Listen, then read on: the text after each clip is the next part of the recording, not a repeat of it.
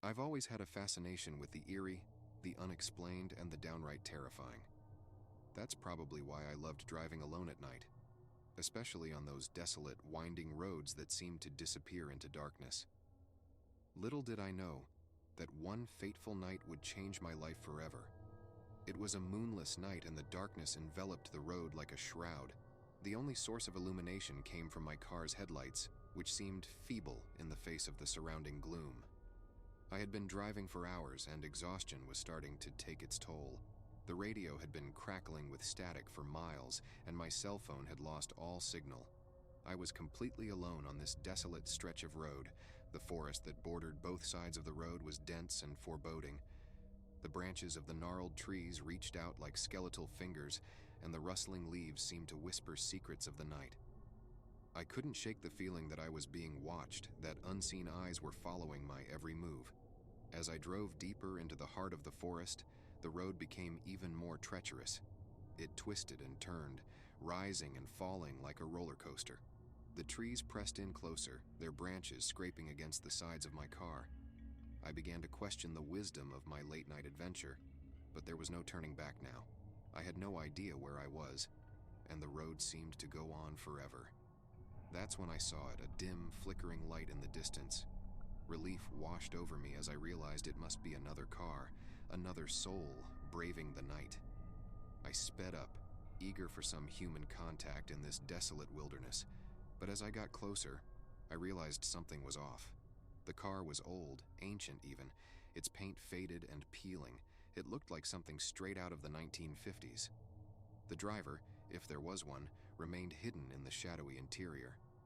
I couldn't see any other details. It was as if the car itself was a ghost, a relic from the past. Despite my unease, I pulled up behind it, hoping to ask for directions, or at least some company on this eerie road. But as soon as I came to a stop, the car in front of me started moving again, its engine roaring to life. It accelerated, and I had no choice but to follow. The road seemed to grow even darker as I pursued the mysterious car. The trees closed in around us, and the flickering light from the other vehicle cast eerie shadows on the road. I was starting to panic, my heart pounding in my chest. But I couldn't turn back. There was no way out. Suddenly, the car in front of me swerved to the side of the road and came to a screeching halt. I slammed on my brakes just in time to avoid a collision. My heart was in my throat as I watched the driver's side door of the old car swing open. A figure emerged from the darkness, a tall and slender silhouette that seemed to waver and distort in the dim light. It took a step toward me, and I could feel its eyes boring into mine, even though I couldn't make out any features. My fear was overwhelming, and I knew I had to get out of there. I threw my car into reverse and hit the gas, backing away from the mysterious figure. But as I turned to flee, I saw something that chilled me to the bone. The road behind me had disappeared, swallowed by the encroaching forest. There was no way out, no escape from this nightmare. Desperation gripped me, and I turned back to face the figure, ready to confront whatever horror awaited. But when I looked, it was gone. The old car, the figure, everything had vanished into thin air. I was alone on that dark road once more. Trembling, I turned my car around and continued driving, not knowing where I was going or what I might encounter next. The road stretched on endlessly, and the forest seemed to close in tighter with each passing mile. I was trapped in a never-ending nightmare, a prisoner of the haunting road. As I drove on, I couldn't help but wonder if I had crossed into some otherworldly realm, a place where the rules of reality no longer applied. The forest whispered its secrets, and the shadows danced in eerie patterns on the road. I was lost in a world of darkness and uncertainty, and I couldn't shake the feeling that I would never escape. And so, I continued to drive, haunted by that night and the mysteries it held.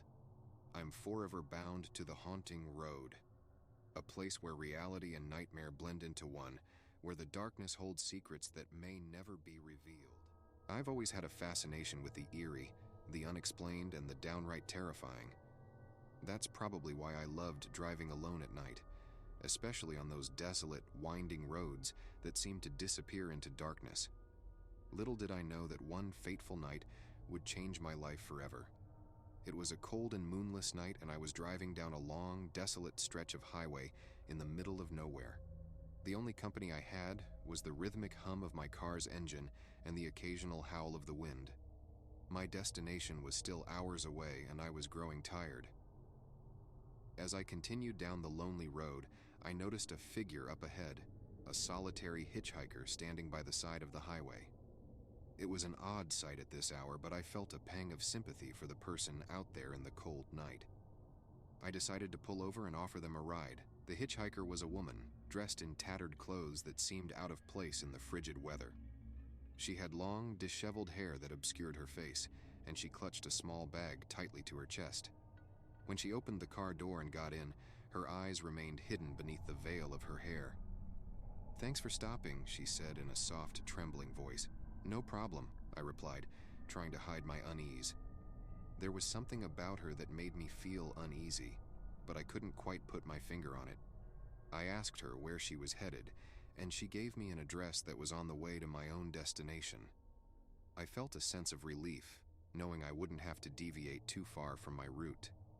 As we continued down the dark highway, I attempted to strike up a conversation with the woman to ease the tension. I asked her about herself, but she answered in vague, evasive ways. She seemed preoccupied, her gaze fixed on something outside the car, as if she were searching for something in the darkness. Suddenly, she asked me to pull over. I obliged, puzzled by her request. She got out of the car without a word, clutching her bag tightly, and walked a few feet away from the road. She stood there, facing the woods that lined the highway, and appeared to be muttering something under her breath. I watched her in confusion, unsure of what to do. After a few moments, she returned to the car and climbed back in. Her demeanor changed. Her eyes were now visible, and they were cold and calculating. "You shouldn't have stopped for me," she whispered, her voice dripping with malevolence. Before I could react, she lunged at me with a speed and strength that defied her appearance. I fought back as best I could, but she was relentless, her fingers digging into my throat. Panic coursed through my veins as I struggled for breath. Just as darkness was closing in on the edges of my vision, headlights appeared on the road. Another car was approaching. The hitchhiker released her grip on my throat and fled into the darkness. The oncoming car screeched to a halt, and its driver jumped out, rushing to my aid.